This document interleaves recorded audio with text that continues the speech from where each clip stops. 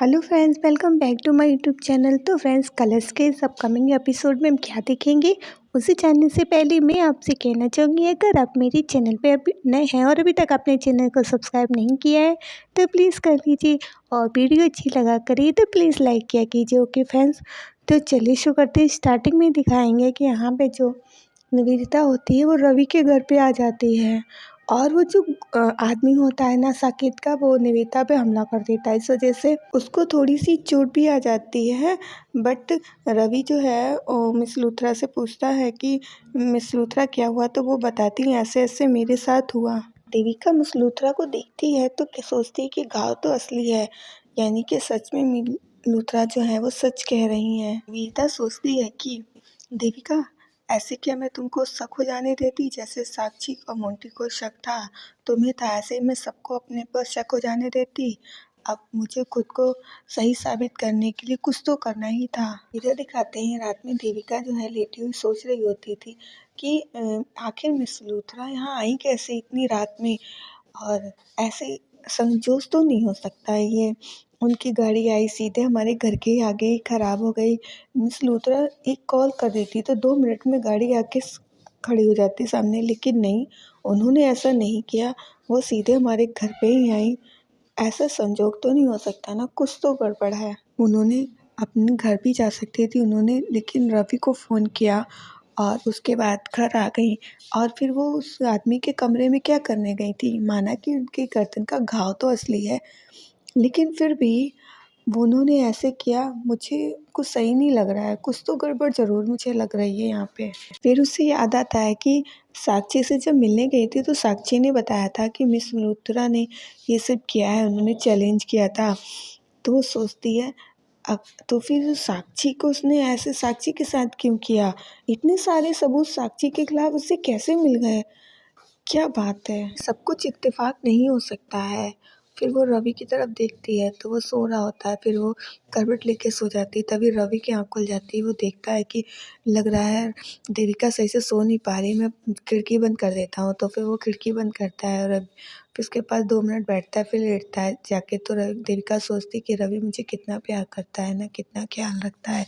और इधर दिखाता है कि निवेदिता जो है वो सोचती है कि ज़रा से घाव में रवि ने मेरे कितना ख्याल रखा है, और ऐसे तो मैं उसके लिए कुछ भी कर सकती हूँ, इतना प्यार पाने के लिए है।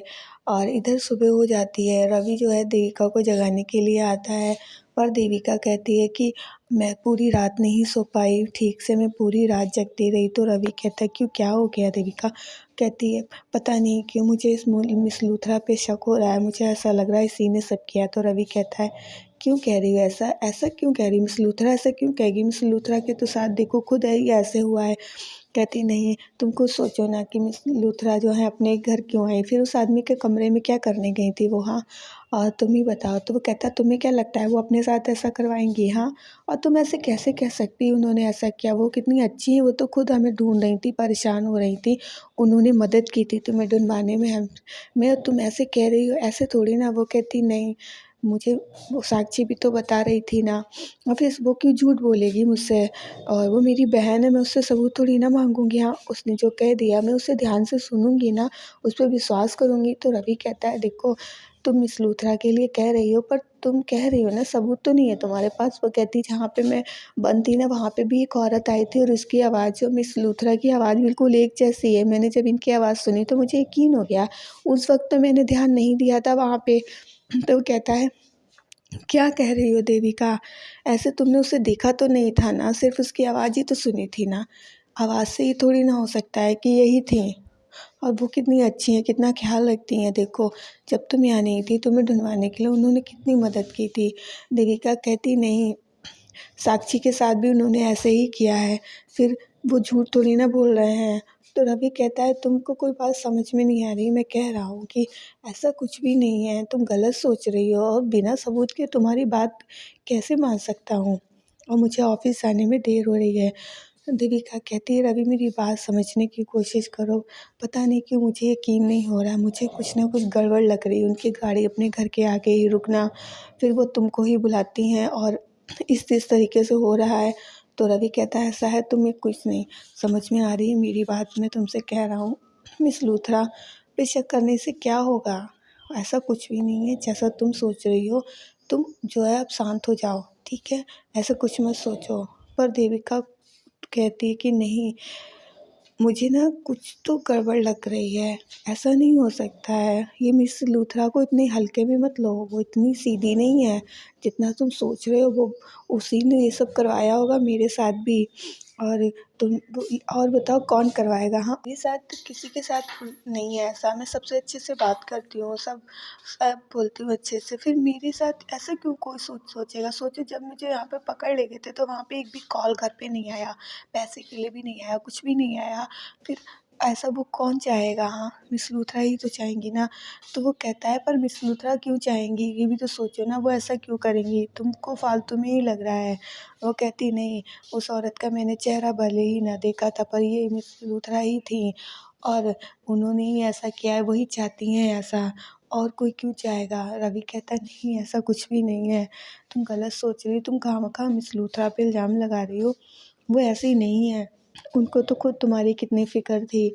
वो खुद आई थी घर पे और देखो तुम्हारे लिए कितनी परेशान थी। मेरे साथ मिलकर उन्होंने तुम्हें ढूँढने की भी कोशिश की थी। तो वो बहुत देविका को समझाता है। देविका कहती नहीं, ऐसा नहीं है, तुम समझ नहीं रहे हो रवि, मेरी बात को तो समझो। मिस लूथरा मुझे सही नहीं लग रही हैं, क्योंकि मिस लूथरा जो है वो कुछ तो छुपा रही हैं, कुछ तो उनके मन में चल रहा है। रवि को गुस्सा आने लगती है देविका की बातों पे। फिर वो कहता है कि तुमको कुछ समझना ही नहीं है ना, तो ठीक है, मुझे ऑफ़िस के लिए देर हो रही है देविका, और मैं जा रहा हूँ। तुम्हारा जब मूड ठीक हो जाए, जब तुम सही हो जाओ, तब तुम मुझे कॉल कर लेना, ठीक है? तब मैं बात कर लूँगा, लेकिन तब तक मुझे कोई बात नहीं करनी है तुमसे। वो वहाँ से चला जाता है। देविका सोचती है कि रवि मेरी कोई बात सुनने को तैयार नहीं है, मुझसे कैसे समझाऊँ कि सब मिस लूथरा का ही किया धरा है, पर वो कुछ सुनना ही नहीं चाहता है। अब मैं क्या करूँ? कुछ समझ में नहीं आ रहा है मेरे। देविका परेशान होने लगती है, क्योंकि उसके कुछ भी नहीं समझ में आ रहा था। जो रवि से ही कहती है, रवि तो कुछ समझना ही नहीं चाहता है। फिर इधर दिखाते हैं कि रवि ऑफिस आता है, सब वहाँ पे उसको कांग्रेचुलेशन करते हैं। तो वो कहता है ये क्या है? मिस लूथरा कहती हैं तुम्हारा प्रमोशन हो गया है, और क्या है? तो कहता है हाँ प्रमोशन, लेकिन मैं तो ऑफिस ही नहीं आ रहा था इतने टाइम से, तो फिर प्रमोशन कैसा? तो वो कहती है कि हाँ, तुमने इतने सारे जो है इस कंपनी के लिए तुम कितनी इम्पोर्टेंट हो तुम्हें पता है, और तुम्हारी वजह से इतने सारे प्रोजेक्ट्स मिले हैं, तो तुम्हारा प्रमोशन तो बनता है ना, इसलिए तुम्हारा प्रमोशन हो गया है और अब तुम खुश हो जाओ। तो रवि को उसके ऑफिस में लेके आती है और उसको बताती है ये तुम्हारी चेयर है, ये तुम्हारा केबिन है, सब कुछ। तो रवि को ये अच्छा भी लगता है, पर कहता है पर मिस लूथरा मैं तो 1 महीने से ऑफिस नहीं आया, फिर आपने ये प्रमोशन दिया? तो कहती हाँ, अब तुमने मेरे दिल में जगह जो बना ली है ना। तो रवि को थोड़ा-सा अजीब-सा लगता है। तो कहती है और क्या, तुमने इस मेरी कंपनी के लिए इतना कुछ किया है, तुम्हारी वजह से इतने बड़े-बड़े प्रोजेक्ट मिले हैं, तो प्रमोशन तो बनता ही है ना। तुम ऑफिस भले नहीं आ रहे थे, लेकिन तुम्हारी वजह से हमें इतना फ़ायदा जो होता है, तो तुम्हारा प्रमोशन हो गया। अब तुम जो ये तुम्हारा केबिन है, अब तुम खुश हो जाओ। और तो रवि बहुत खुश भी हो जाता है, कहता है थैंक यू मिस लूथरा, आपने प्रमोशन दिया। कहती हूँ और क्या, तुम इस लायक हो तभी तो तुमको दिया है ना। तो वो खुश हो जाती है। फिर इधर रवि सोचता है कि अरे मुझे तो प्रमोशन मिल गया। इधर मिस लूथरा जो बाहर आ जाती है, सोचती मैंने तो अपनी चाल चल दी। अब जो है मैं रवि पे इतने एहसान पे एहसान करती जाऊँगी ना कि रवि मेरे एहसानों के नीचे दबा रहेगा। वो देविका को बुला देगा, मुझसे प्यार करने लगेगा, और मैं जो सोच रही हूँ ना वैसा ही हो जाएगा।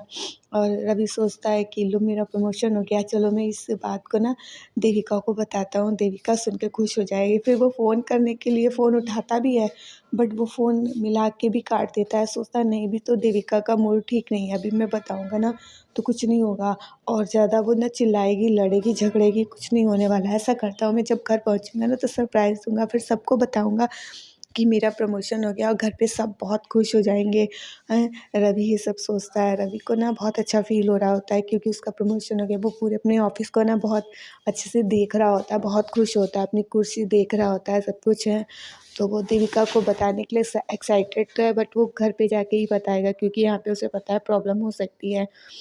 फिर आगे दिखाते हैं कि देविका से मिलने रेखा चाची आती हैं, कहती हैं लाडो तुम यहाँ नहीं थी ना, तुम्हें पता है मेरा मन कितना घबरा रहा था, तुम्हें कितना याद कर रहा था लाडो, और तुम यहाँ नहीं थी, बहुत याद आती थी तुम्हारी। और यही सब लाड वो कहती हैं देविका भी काफ़ी इमोशनल होने लगती है अपनी चाची से मिलके, तो ये लोग गले भी लगते हैं। तो वो बताती हैं कि तुम यहाँ पे नहीं थी तो हम सब लोग बहुत याद करते थे तुम्हारी। तो देविका कहती है हाँ चाची। तो वो ये सब कहती हैं। तो फ्रेंड्स आज के लिए इतना ही। अगर आपको वीडियो अच्छी लगी तो लाइक कर दीजिएगा, और अगर चैनल पे नए हैं तो सब्सक्राइब कर दीजिएगा। अब हम मिलेंगे अपनी नेक्स्ट वीडियो में। ओके फ्रेंड्स, तो तब तक के लिए बाय बाय, टेक केयर।